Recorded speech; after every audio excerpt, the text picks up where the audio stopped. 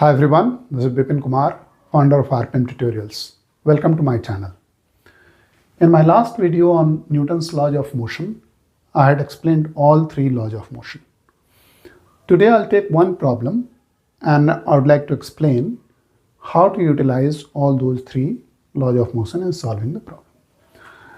The problem statement is an object of mass 20 gram is having initial velocity of 100 meters per second.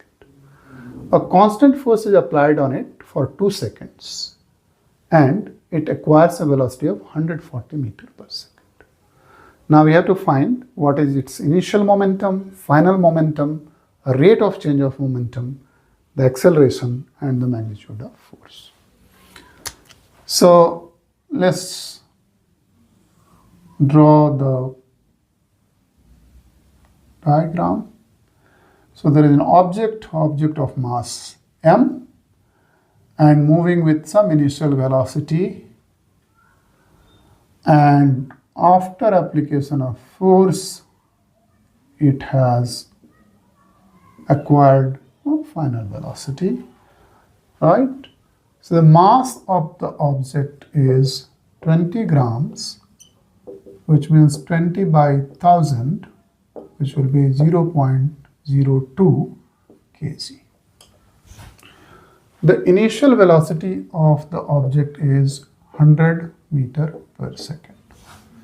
The final velocity v is 140 meters per second. And the force has been applied for 2 seconds, right? So the object is moving with constant velocity 100 meters per second. After that a force has been applied on this and then the object starts moving with higher speed, increasing speed, and till 2 seconds this force is applied and it achieves the velocity of 140 meters per second. Okay. Now let's look at the problem from Newton's laws of motion. Initially the object is moving with 100 meters per second. Assuming that there is no friction on the surface and there is no friction in the air, the object is moving with constant velocity 100 meters per second in x direction. Okay, that is the inertia of motion.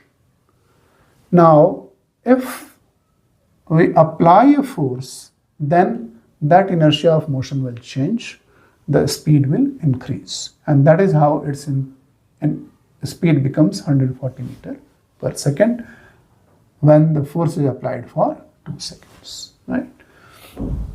Now the second law of motion. Somebody has applied this force. Suppose I applied this force on this object. Then from second law of motion, if I have applied this force and this is human, then this object will also apply equal and opposite force on me.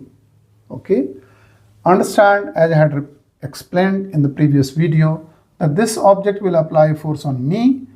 I have applied a force on this object. So this is action, this is reaction. Action and reaction happens on two different bodies, not on the same body. Now because we are analyzing the motion of the object, so we will be considering only this force, which is the action force. Okay, so that's how this application of third law also comes into picture. The reaction force we will not be considering because the consideration of motion is about this object only. Okay, now the second law of motion also applies because external force has been applied on it, so the velocity has started increasing, there is a change in momentum, and that is what has been asked to find it out. So let's look at this. The first part is initial momentum, and that will be equal to mass into initial velocity. Mass is 0.02 kg and initial speed is 100, so it will be 2.00 kg meter per second. Kg meter per second.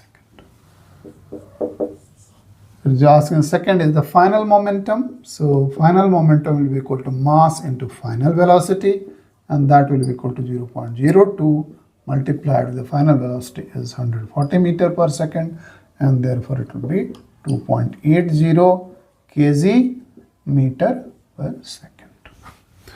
Now third is change in momentum, rate of change of momentum. So that will be equal to delta P upon delta T, and delta P is P final minus P initial divided by time in which this change of momentum is happening. Pf is equal to 2.80 minus initial momentum was 2.00, and the time in which this momentum change is happening is 2 seconds. So it is 0.8 by 2, which will be equal to 0.4 kg meter per second square. Okay, that is the rate of change of momentum. Fourth is the acceleration. Acceleration per definition is final velocity minus initial velocity divided by the time and this in which this change is happening. That will be t or delta t, and this will be equal to v, which is 140 minus 100 divided by the time in which the speed changed was 2, and therefore 40 by 2, that becomes 20, and acceleration is in meter per second square. Now fifth is the magnitude of force. Here we'll apply the Newton's second law equation form, which is mass into acceleration, and mass is again 0.02 multiplied with the acceleration, which is 20, and that becomes 0.40 Newton. This is the force applied to make the change in velocity from 100 meter per second to 140 meter per second.